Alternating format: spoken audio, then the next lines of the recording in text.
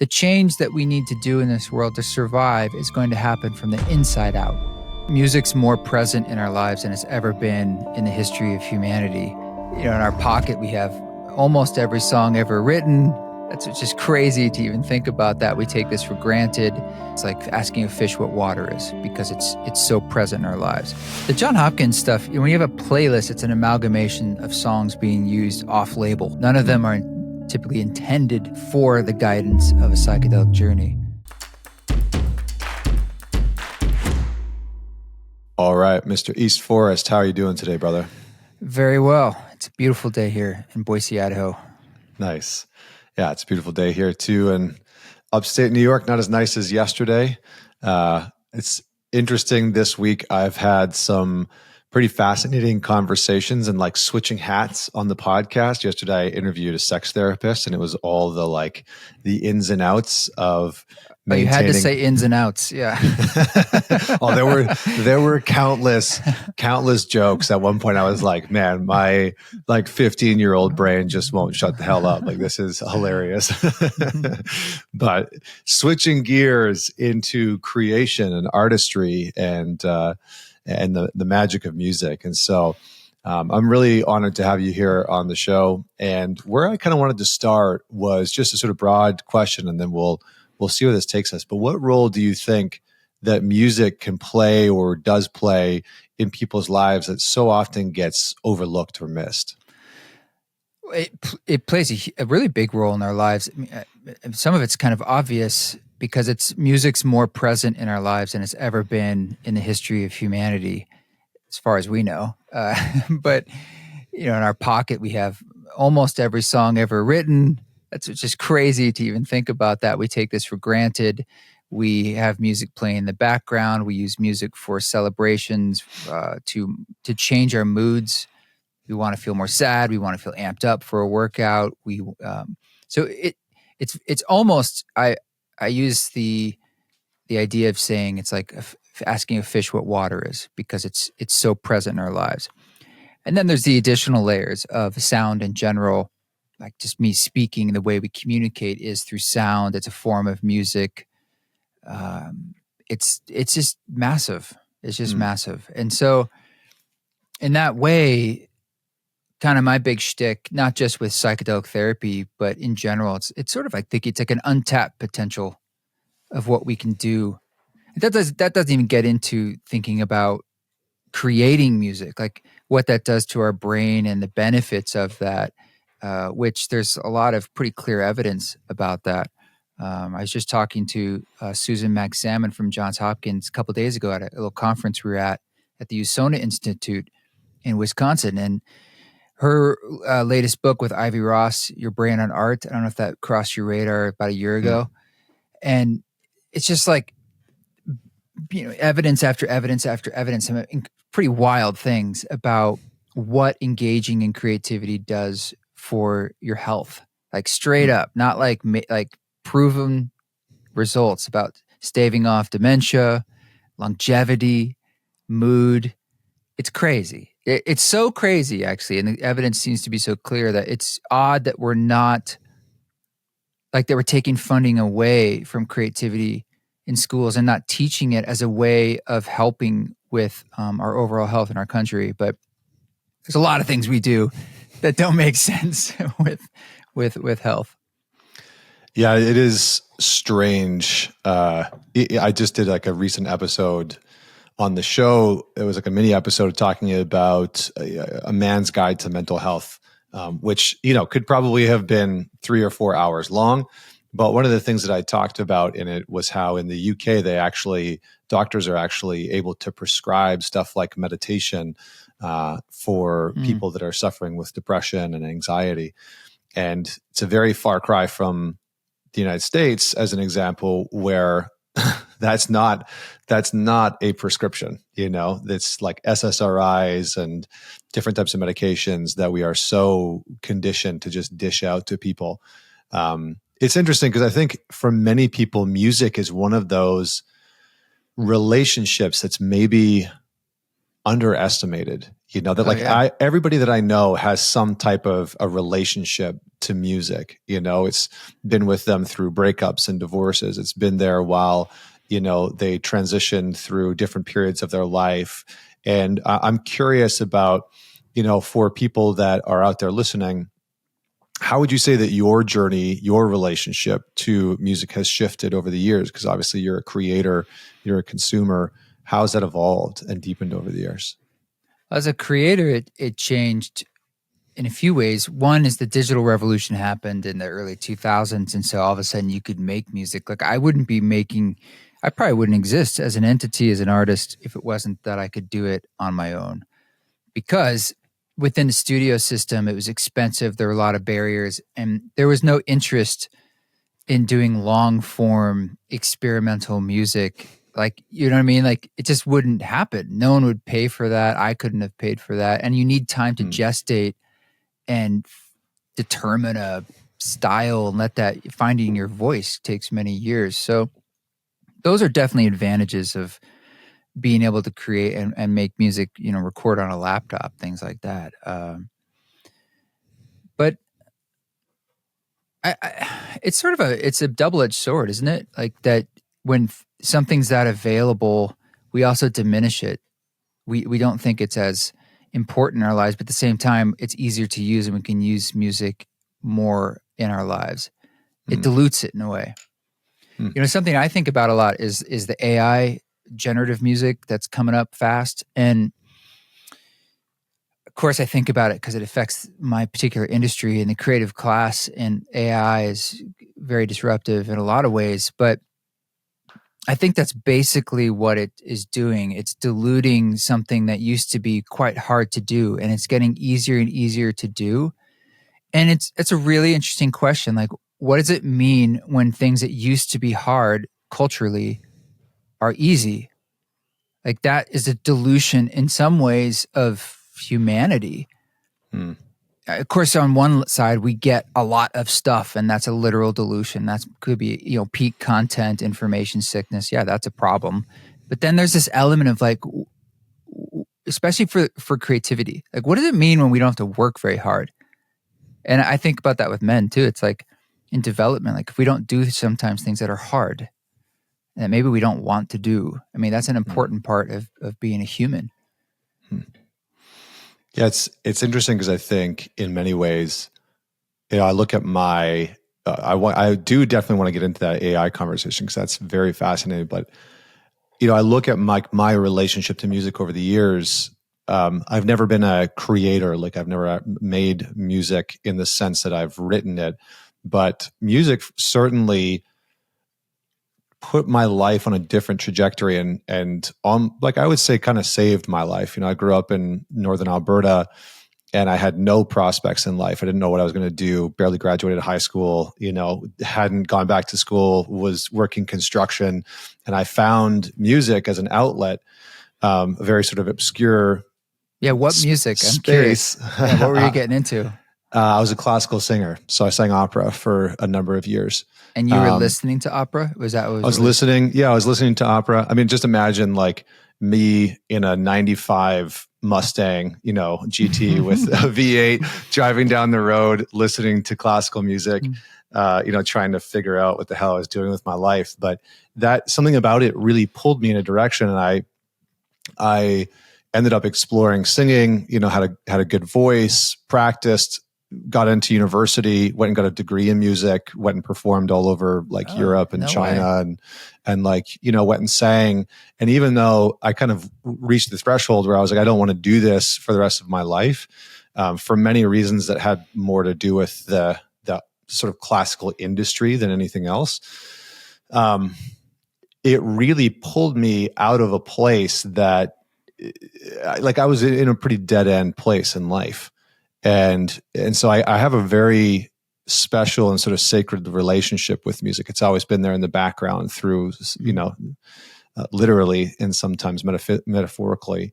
But I think that that's the case for so many people. Like I think from an anthropological sense, music has played this role of being something that taps us both deeper into ourselves and deeper into the community, you know? Absolutely. And Yeah. I wonder as we sort of to come back to that AI conversation, I wonder, what do you see as being maybe worrisome? Because as we sort of strip away the human capacity to create music and hand that, the reins over to a machine, to AI, where it can generate music that sounds like anybody or in the style of anyone. Mm-hmm. Mm-hmm. The necessity for people to even play instruments seems like it becomes, in a logical sense, a redundancy. So I'm curious about what your thoughts are on how AI is going to shift that landscape. What can creators do? How do you prepare yourself?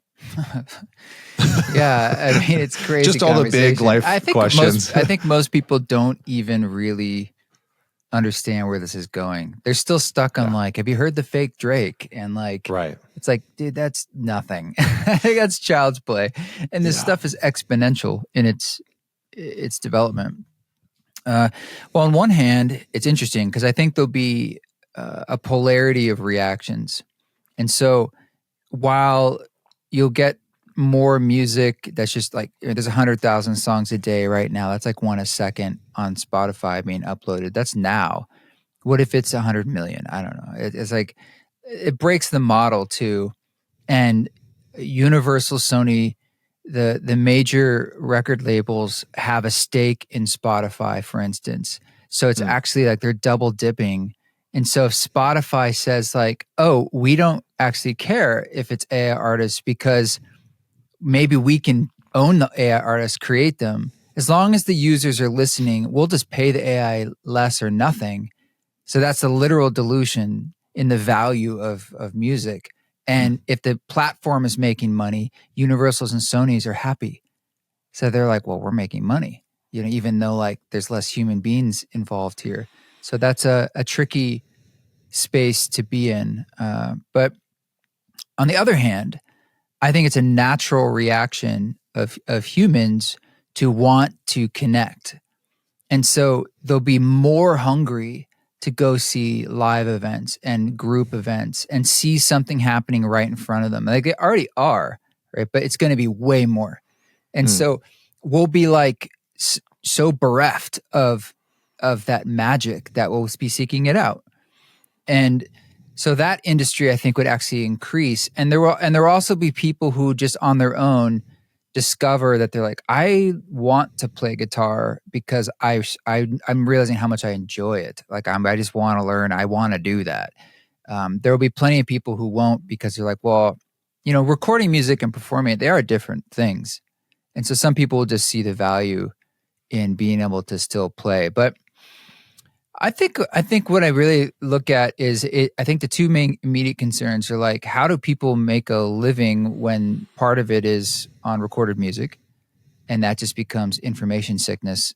And this is going to happen like peak content maybe, or in shitification, that idea with everything, right? Yeah. We have more of everything. And so when you can just churn it out,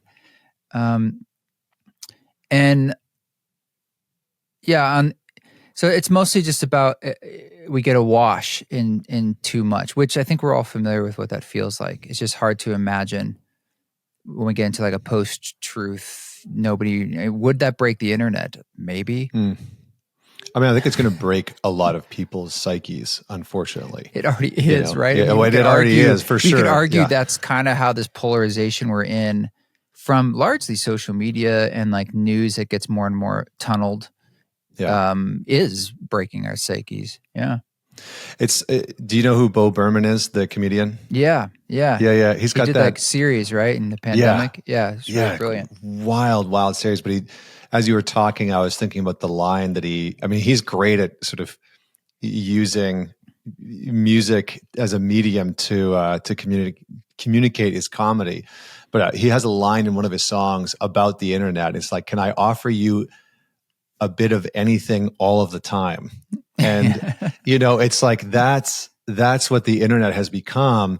And it's wild. Like I think the average person doesn't have even for me, sometimes my wife and I get into this conversation. I'm like, it's a wild thing to try and comprehend the complexities of living in a world where you have AI creating so much content that are all opposing narratives to the point where people just can't agree on what intersubjective reality actually is. Like the reality of story and narrative, people just can't agree on what it is. Like that's brutal. It's damaging to culture and society. And so I think for what you're saying is that people will start to migrate more and more away from the realm of story in digital space and back into the communities in the sort of objective reality space as a safe haven from this level of insanity that, is coming. I mean, Google just put out their latest quantum computer is like 261 million times more powerful than the previous generation. Like that's insane. Like how is that even a thing? And like, and what it's going to be capable of is wild. And so I think about the arts and I think about content creators, and I can imagine that the impact there is going to be swift because anybody's going to be able to generate. I mean, people could generate content of you or me, having a conversation or saying some shit that we never said, or, singing a song, in the voice of whoever, right? And all the things we can't even imagine, like right. It's like, and that's probably 99% of like all these things that don't even exist yet that we haven't even thought of. You're so right. That's why I say break the internet. It's like, how do you discern? Because then we all get to a point where if you look at things, you're just like, I don't know. We started to taste this in COVID and things where you're trying to find information and you're just like, I don't know, because things have agendas and it's hard to tell. And you just start to throw up your hands, and that causes quite a bit of an anxiety where like, what's a fact anymore? I mean, it's got to the point where I guess certain things we can look up, like, I don't know, you're looking for like an airline ticket. It's like, that's the price, I'm pretty sure, and there's not another site and it'll be Delta's now a different price. It's like maybe it just gets to a point where it just doesn't function. And it's challenging for us to think of like, how would that be regulated and fixed? Because right now the method it's not totally free. Like it's really just capitalism. It's like, what makes the money churn through?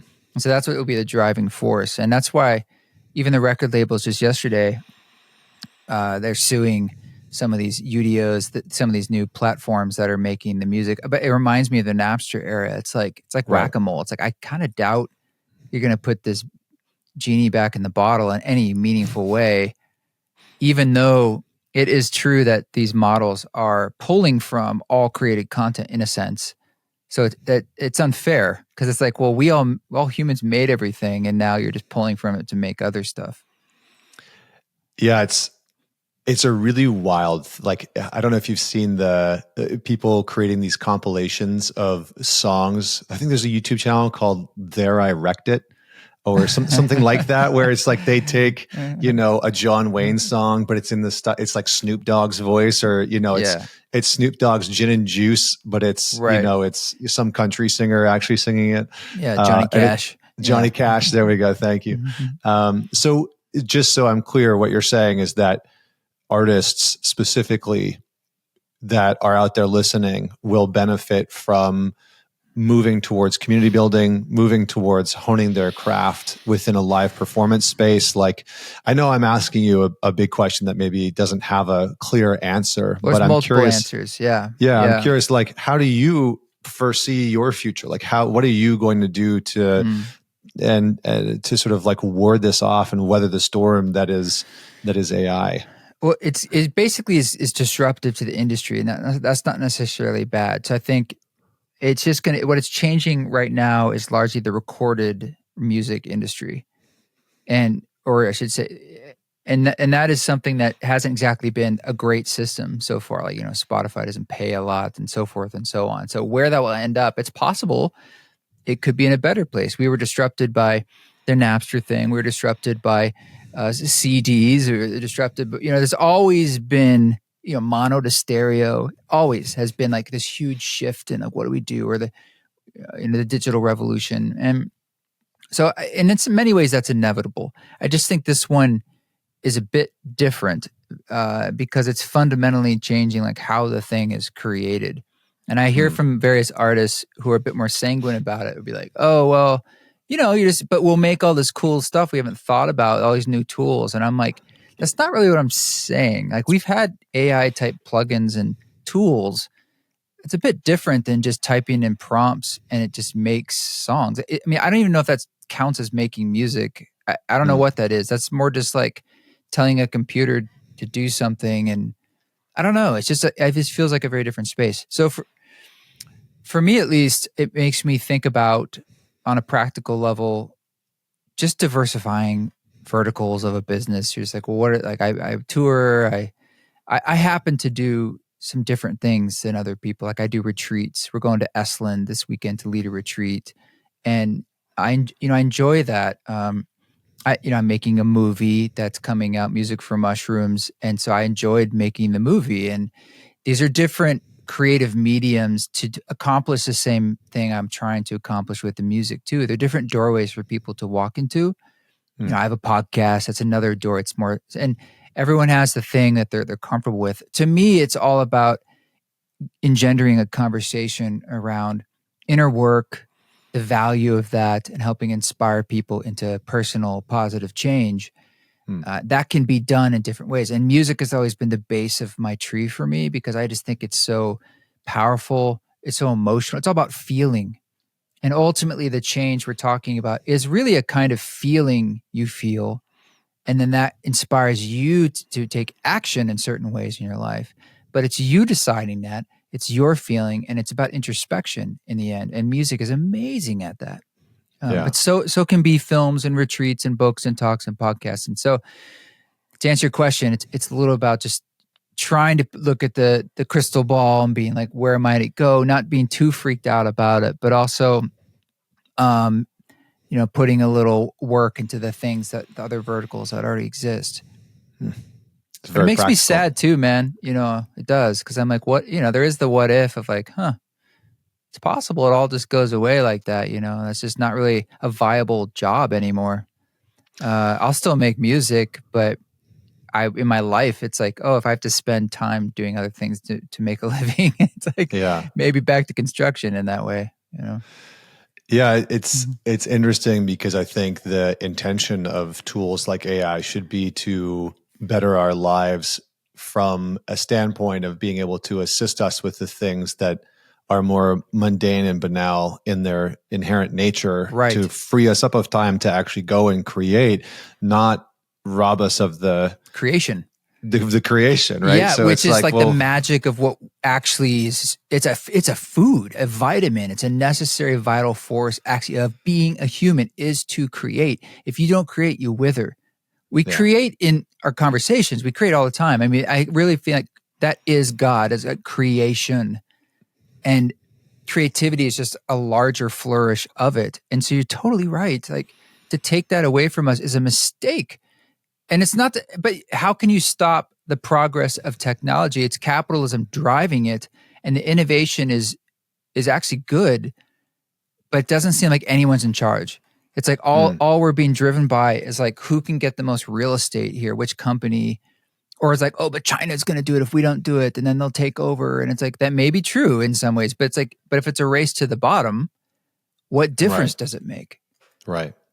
Yeah, I think I don't remember who said the quote, and I'm going to butcher it certainly, but it was something along the lines of, everybody wants to believe that there's some conspiratorial power that's in charge, No when one's the in charge. reality is Yeah. much more terrifying, which is that nobody's actually at No one's the driving the wheel, bus. Yeah. right? And this is why you have, this is why it's like there's lizard people that are running the government, and it's much easier to get into a space of grasping onto something that your brain can contextualize to say, this is what's happening for sure, than it is to say, the system is so much more complex than I can comprehend, and that doesn't make sense. And so that's frightening, or anxiety inducing, or whatever. And I think that that's the challenge. But I don't want to veer us too far off course. I'm going to bring us back I a know. little I bit. get into this stuff, man. No, me too, Sorry. man. Me But too. Like, I'm this kind of is a junkie about,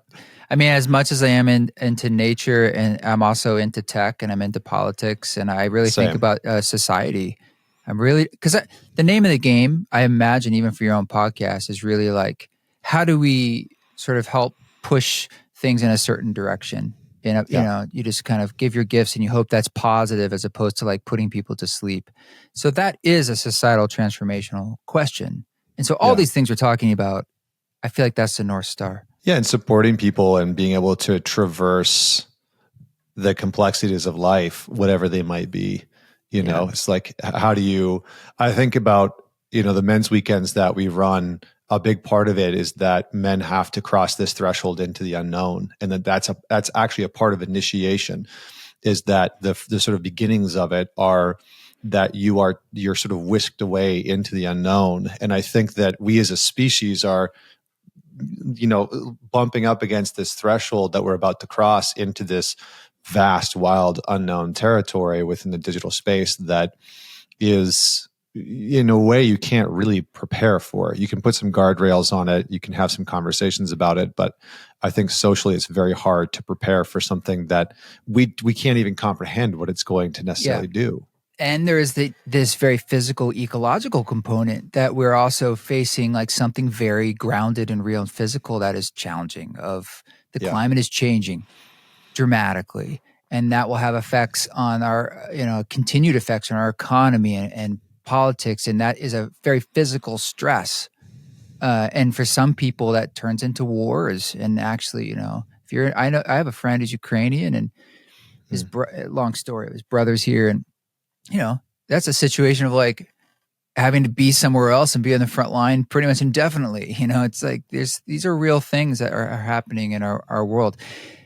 I often think it's about inner fortitude in some ways, and that's a skill that's very needed these days and probably very useful in the future, because what we need a lot of people who, when the shit hits the fan, they know where their feet are on the ground in a sense. And even if you're rattled, you're not completely leveled, or at least less often, so that you can just be there for witnessing and helping other people as well. And be like, look, yeah, this is gnarly, what's going on. And we can do this. I'm right here. I'm not completely like, and because when you fall off is when you start to reach, as you're saying, for those easy answers, like pointing the finger at, it's the immigrants or whatever it is, as opposed to, but people need those kind of resources and support and inner strength. Yeah. Yeah. It's almost like having people that are well equipped in the art of reorienting themselves in a very disorienting time. And that is a very incredible skill, which I'm going to use as a segue into how I came across your work in 2019 when you released the album with Ram Dass. And it really was, that project, I think, was something that so many people in my life were tuned into and really loved and experienced. And I had been following his work for a really, really long time. And you seem to have, I was just blown away by how you kind of seamlessly made the music interweave with his teachings. And so I wanted to ask, like, what was that process like? How did you go about creating the music for it and you sort of elevating the message that he was putting out? Well, we went there in the summer of 2018 to record with him, and I didn't have any preconceived notion other than that I thought I would record him. I thought it'd be little bits of words. I had experience in my music in doing that with some field recordings I would make of people, spoken word really.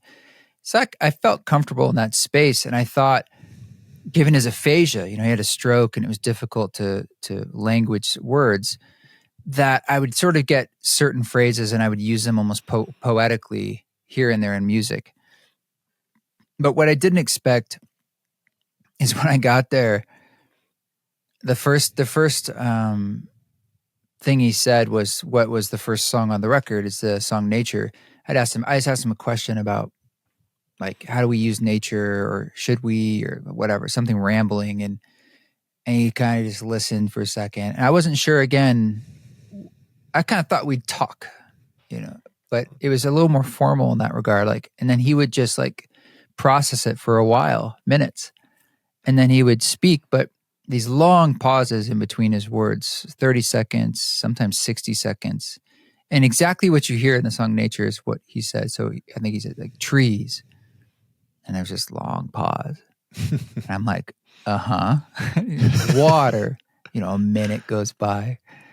Moon. I was at first just like, what are we doing? But then he said everything he said in that song. So if you haven't heard that song, check it out. Maybe you can play part of it in the podcast. I will. And when he got to the end, and if you hear the song, you realize it's this beautiful little arc, this little micro teaching with a little bit of humor, beautiful poetry, a little tag, and it's like 1 minute.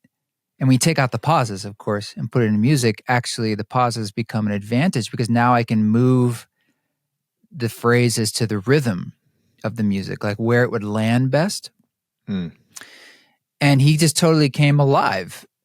Out of his aphasia gets erased. And it's like, there's Ram Dass. And you realize, oh, this guy's at the top of his game right now. Little did we know it would be his last recorded teachings 2 years from his death. But he was strong. He had wisdom.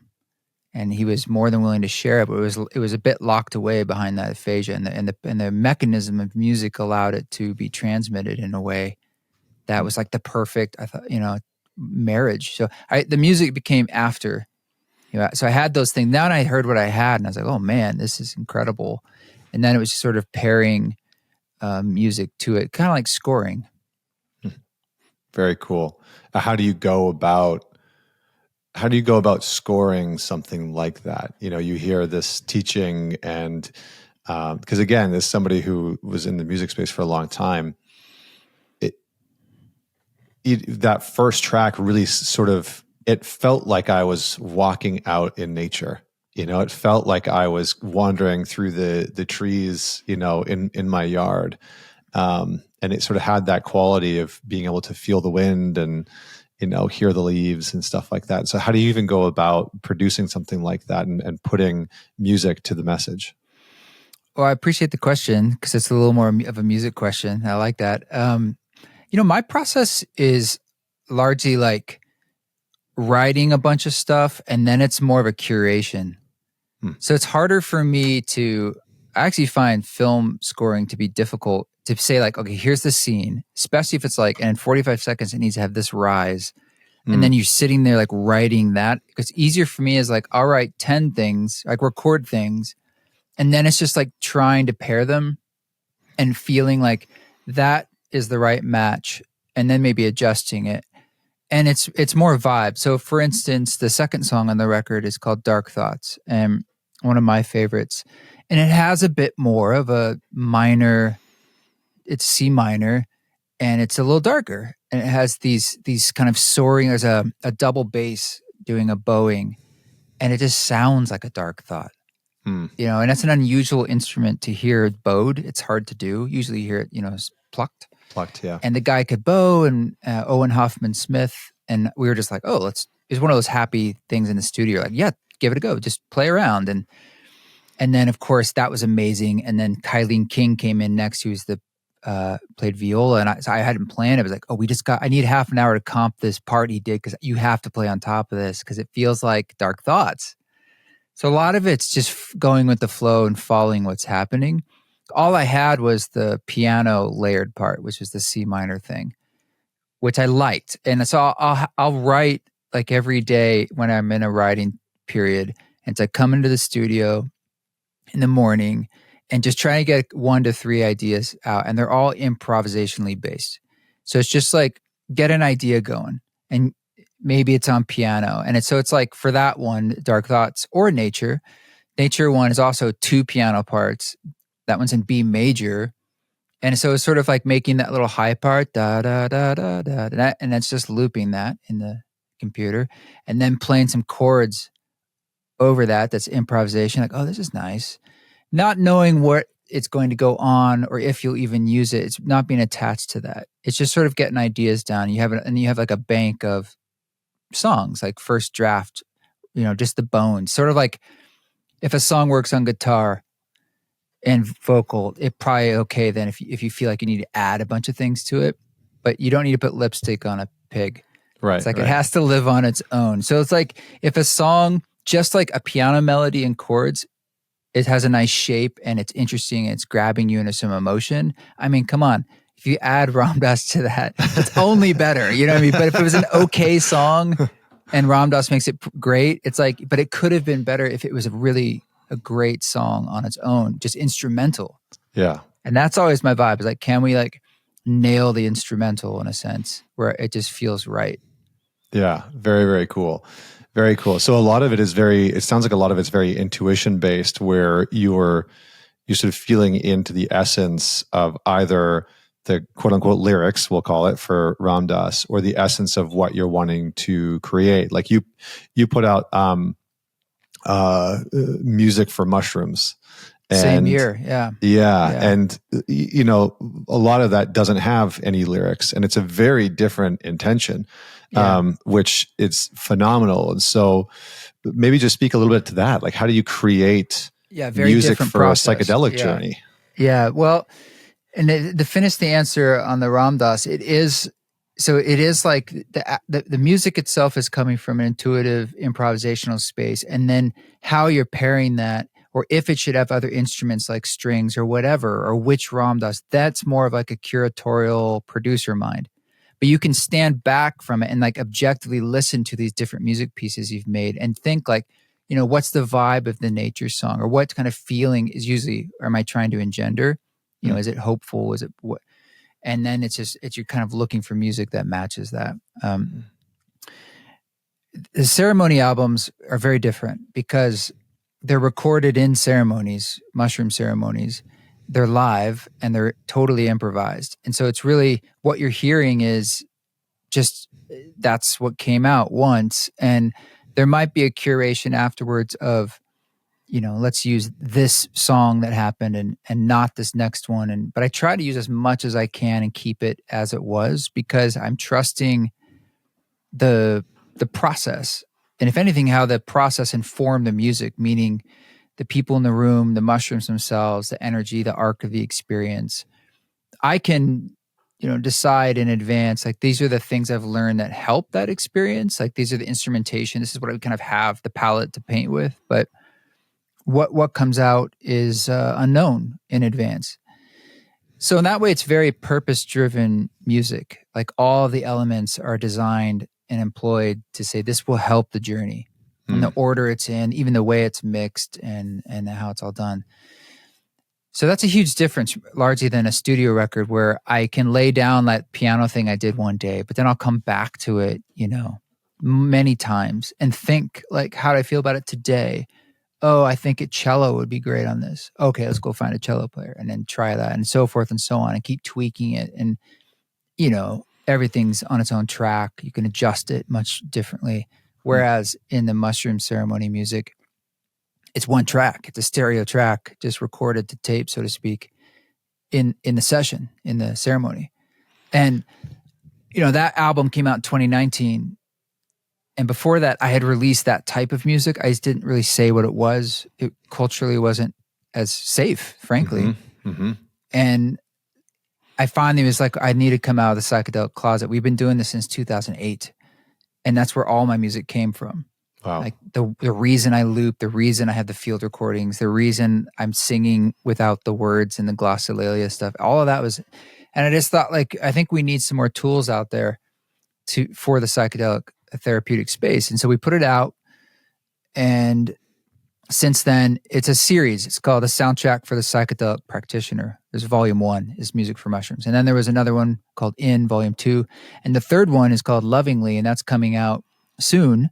And that's actually like technically the soundtrack to this narrative documentary we made called Music for Mushrooms. We're kind of now making a movie where we can like not just talk about the role of ceremony in music, but is it important or valuable in this societal transformation that, you know, we're getting into? It's interesting because I think one of the things that you've done very well with, especially that. I'm just going to sing your praise the entire time. That's what we're going to do here. Hey, I'm sorry, I didn't hear what you said. What'd you just say? Yeah. I'm sorry. Did you repeat that? Let's get a clip of that. No, right. Every artist, like, yeah, give me more. I We're think very fragile people. We just like praise. We like praise. I think one of the things you do really well is that, I've done countless psychedelic journeys, and they all sort of have this ebb and flow to them. And there really is, in my experience at least, there really is this kind of wave that you are riding, where things move low and slow, and things can move high and fast, and they can stretch out, or they can compress, or get very intense. And I think one of the very cool things about the music that you created is that it delivers that. There's sort of like this complexity that takes you on a journey. And I remember starting, my journeys with like the Johns Hopkins tracks. I think they have like the playlist. They have a playlist, yeah. Yeah, that you can go through, and those are fun. Those can be intense depending on the different tracks. But there's also tracks on there that can be jarring, and the transitions sometimes aren't super great. But I mean, the music that you created is very much like, even listening to it's kind of like being on a bit of a journey. I hear that at times. Yeah. The John Hopkins stuff, when you have a playlist, it's an amalgamation of songs being used off label. None of them are typically intended for the guidance of a psychedelic journey. So one of the main questions is, if we do write music and compose a piece that is designed for that, what are the elements we can bring in that are not offered in something like the John Hopkins playlist? So when I make an album that's a bespoke piece for this, it can, of course, be long, like 6 hours. It can also follow the arc of the experience. You can have longer songs that can have very slow tensions and release and ebbs and flows to allow you to be in this sonic architecture of the space that you are in a journey. I mean, in a journey, it's largely you, the music, the drug, darkness. You're just in the space. You're often in the music, and that's it. You don't need much else. So that is showing you how powerful that element of sound and music is to guide a journey. And that's how it's been for millennia. I mean, every ceremony we see, it's the songs that are the structure and the guide. Yeah. That's just how it is. So it's strange to me that we're not putting more importance and doing a deeper dive into what is the modern context of that then musically for us. What tools can we bring to the table? And I wish we had more artists doing that, because there's a lot you can add into the music, that we could get into or not, like some of it music stuff and some of it otherwise, that just create a more positive, safe experience for people. Yeah, because historically, I've only studied a little bit, but when you study how psychedelics have been used, they have almost always been used in tandem with some type of music or chanting or dance. And it's been very curated, or it's, just you and nature. Right. And I think that you can have that combination. Go ahead. What were you going to say? I've never seen a ceremony, indigenous ceremony, that wasn't songs. And right. there might be some out there, and those songs are extremely codified. Like Lakota Sweat Lodge, like, you do not change these because it's a technology. And if you you don't want to screw it up. It's like, it's been 1,000 years. It's like, this is what we figured out. Right. You do it exactly the same. San Pedro, ayahuasca, I've had shamans describe that the song is bringing forth the spirit, not the medicine. The songs. Like, if we don't have these songs, this won't work. I mean, that's their tech in a way. It's like the Icaros, the songs. We see it again and again. And I think we see vestiges of that in our own culture, where, even like Happy Birthday, I mean, we have songs that we use in certain ways to like bring forth mental states and feeling states and bring people together. Music maybe evolved because it brought people together. That's an evolutionary advantage. Nonetheless, it's strange that it exists. It's strange even thinking about what it really is, especially when you get into the psychedelic states. It's like this kind of bridge or translator into non-dual metaphysical spaces. And yet that same song exists here in the three-dimensional realm. And you can listen to the same thing, but it works as a tool up there too. And it's just Yeah. like it speaks that language of metaphor and the non-dual. Like it's like, oh, that is the psychedelic space. But then I can like play with those constituent parts right here. That's so wild. It's hard to explain unless you've I feel like had that kind of union with music, time, space, and Yeah. tryptamine. Yeah.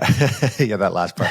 I mean, it was interesting because as you were talking, I had one experience where the music that I was listening to had a violin part in it, and I became the violin and the frequencies of the wavelengths. And it was such a wild experience to literally lose physical form and become music itself, like So become cool. the instrument being played. It was just like, I mean, it probably sounds ridiculous to somebody that's like, I've never done psychedelics and like, what the hell are you describing? But it really was one of the most profound experiences because to inhabit music in that way, I think is such a gift because I don't know. I think I remember coming back from that and I had this tradition with my son when he was first born where I would take him out and I would put him in the grass by the tree. And as he got bigger and older and he could start to crawl and start to walk every single morning, we would come outside and there was just one tree on the property that we were renting where we'd go say good morning to the tree every single morning. And we would put our hand on it and I'd say good morning. He didn't talk at that time. But it kind of kept me in touch that like a couple of the experiences that I had on psychedelics have kept me in touch with this, sort of whatever we want to call it, like the frequency of existence, the non-duality, the I am that, that is me, etc. And I keep coming back to those types of experiences because they both ground me in the now and allow me to expand outside of the getting caught in the past and the future, did I do that right? Did that happen well? Is that going to go okay tomorrow or next week? And I think it's those types of experiences, again, coupled with music that can be so profound that really embody it, that sort of like bake it into our somatic experience. So I'm curious, how do you describe the use of psychedelics to somebody that has never experienced them, that's never used them, that's maybe curious about them? I'm always fascinated to hear what other people say. Maybe I would say it's like if your life is normally like having your hand right up against your face, a psychedelic can help the hand be at arm's length or much further. And it's like getting a bird's eye view on life and your habits, your routines, your relationships, your thoughts, your feelings, and that it can sometimes go even much further from that. And even that starts to go away and you've zoomed out to have feeling, understanding, felt experience of cosmological understandings, like existence, the universe itself, like way zoomed out. And typically feeling a lack of separation. So really feeling your own connection and role and part of a whole. And like then that seems to typically be soothing from previously maybe feeling typically quite separated in our lives. So in that way, that's not even getting into saying, yes, it can be confusing or scary or joyful, all these different, but they're amplifiers in many regards. And in being an amplifier, it will amplify, or it's kind of like somehow it can be a microscope and a telescope at the same time. It's like you're getting to understand the detail, but at the same time, you're seeing it all at once. And it's largely done through feeling understanding. That is it's not confusing to you at all. It's just hard to translate that into this world. Yeah, words. Right. You're always in the journey and it's like, I have the answer and you know it. And then you put it on paper because you're like, this is it. If I can take that back, I'll remember, the world will change. And it's true. That is the answer. But you've translated it down to like 3-dimensional reality. You come back and it's a circle. or something on paper. And you're like, oh, I can't, how do I explain the circle? But I don't know, maybe it's a gift. It's a gift that we have these different plant medicines that can take us out of the boundary conditions of normal waking reality so that it's not too hard. Because it can really show you things that change your perception of, like, look at the Johns Hopkins study, the first one they did about lowering anxiety around death for terminally ill patients. Right. And did it or didn't it? And basically, they go on these journeys and they're like, maybe death is not what I thought it was. That's pretty powerful. So for anyone to have that kind of experience, I think it changes your meaning and experience of life, to recognize that it's maybe bigger than we feel at our most lonely or anxious or separated. Yeah, I think I can't remember what the exact percentage was. It was like 80 or 90% of people that have done psychedelics, I think it was specifically psilocybin, say that it is in the top 5 most impactful and meaningful experiences in their life. And yeah, in that study, they went back, later, much later, and asked them, is it still salient? And that's what they said. Yeah.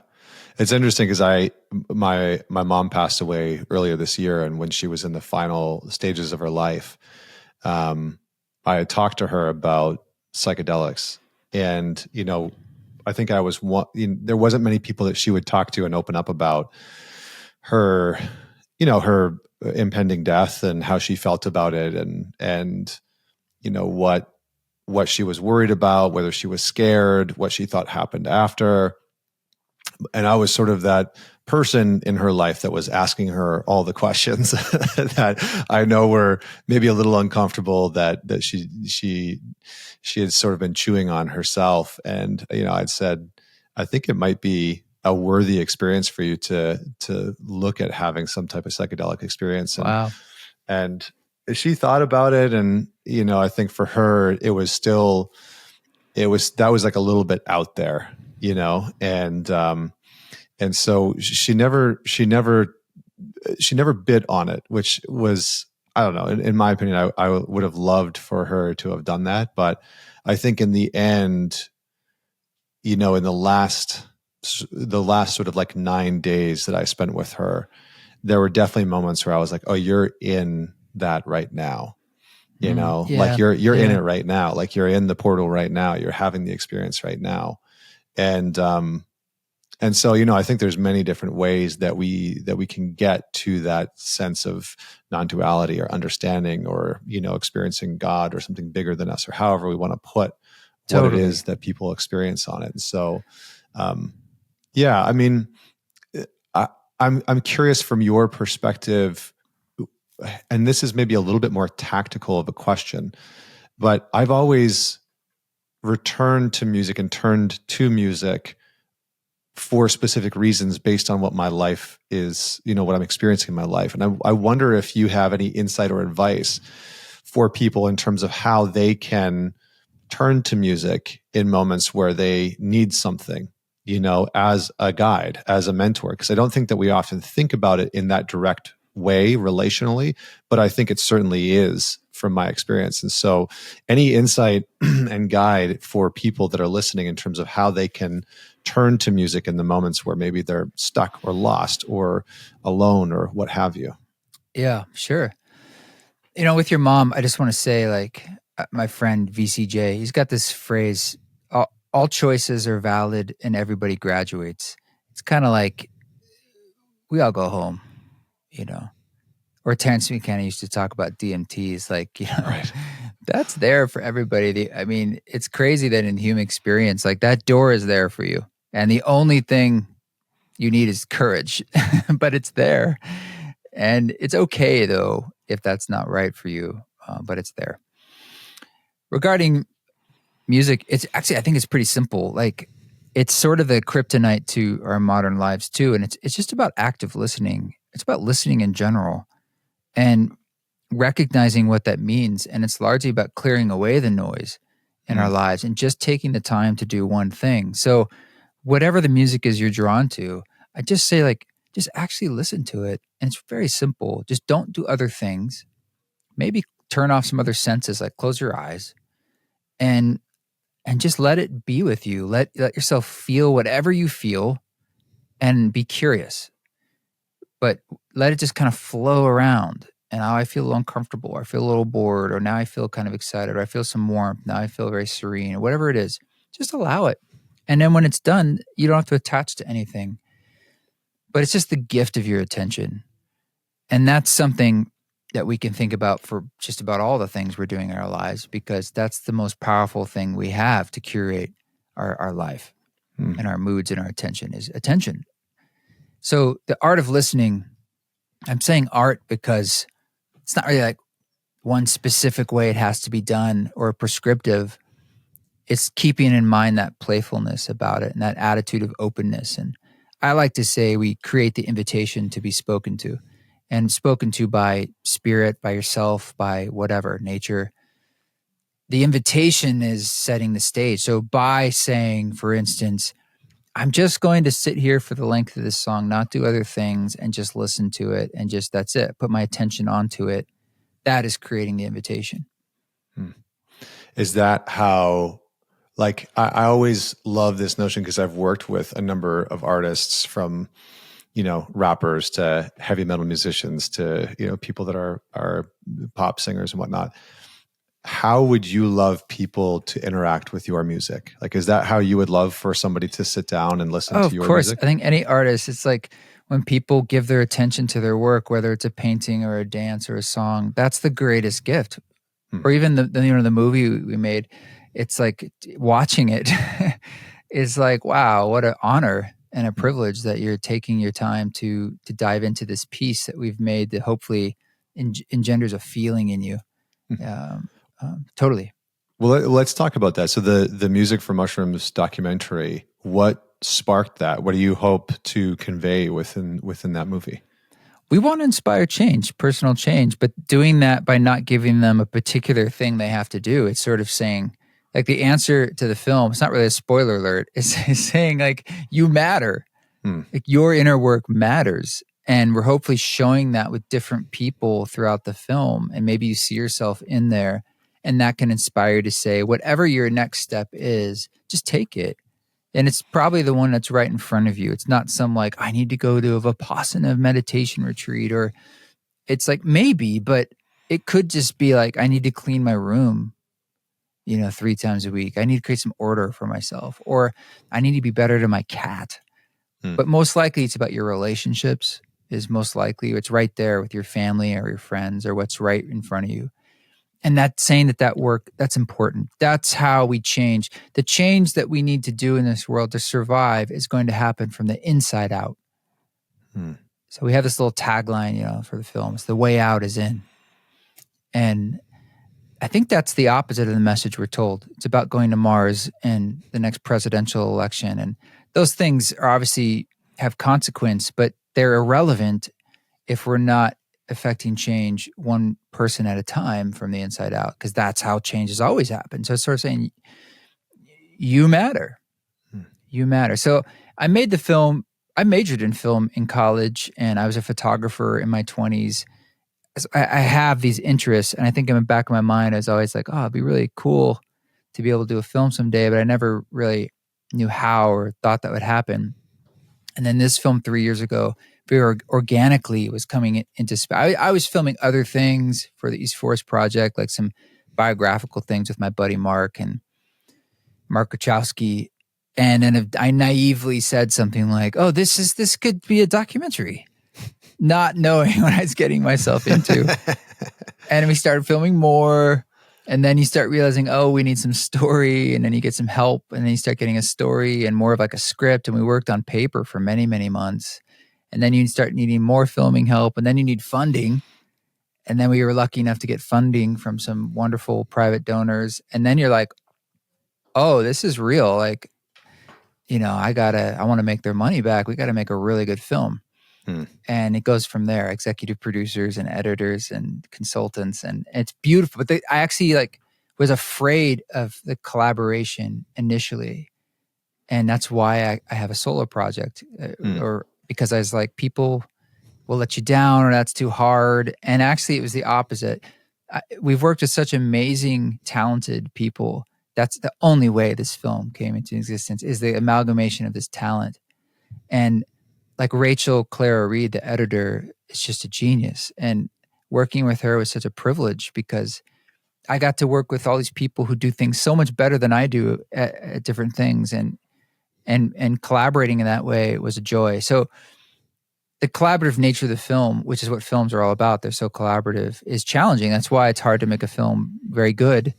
But when it really clicks and there's a magic there, it felt like the mushrooms were guiding something about this process. Because it just organically kept happening, and the next step, or I'd be doing something somewhere in the world, but then that turned into a scene we ended up filming or an interview we added, and then that was integral to the story. But it's like, well, I didn't plan that. These are actually all the places I went in the last 2 years, or the people I ran into. And that was beautiful.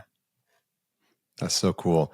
It's interesting you're talking about it, and it's kind of like putting you in touch with the magical nature of existence, and it's interesting because as we're talking, I think that music in its own way, like mushrooms, is a form of magic, that there is magic baked into it, that it has the power and the potency to move us and shift us and change us and alter our perspective and take us into places within ourselves and in the world that we really don't expect sometimes, or we couldn't sort of force ourselves into.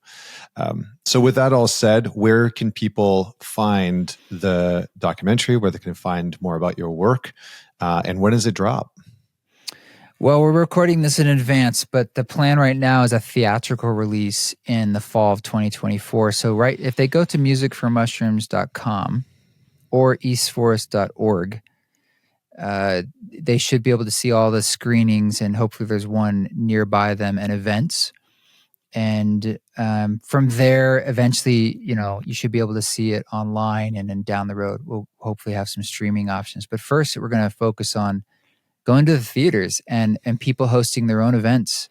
Nice. And having that community element and panels and discussions. And we have a whole bunch of like additional material and education material and meditations and music on our site. If if people want to go a lot deeper, just musicformushrooms.com.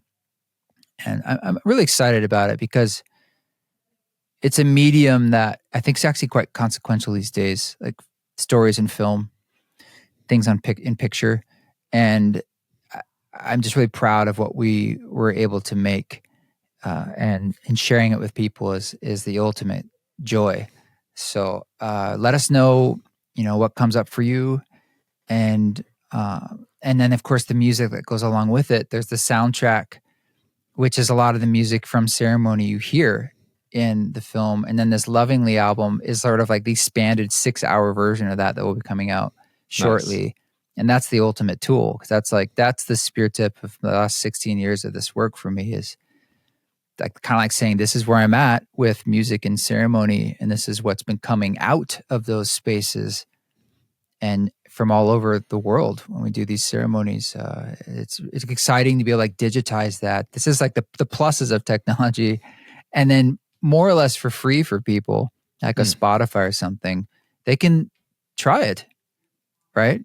At the safety of their own home and their own comfort, and just see. It's like, do your own experiment, question any authority and just see what works for you. Nice. Awesome, brother. Well, for everyone that's out there listening, we are going to have links to all that in the show notes. So if you're watching this on YouTube, you can check it out in the description below. If you're tuning this on Spotify or Apple Music or Apple Podcasts, I should say, all of that will be in the show notes. Don't forget to man it forward. This is definitely one of those conversations you want to share with somebody in your life. East Forest, thank you so much for joining me, brother. Appreciate you. And until next week, this is Connor Beaton signing off. Thanks, brother.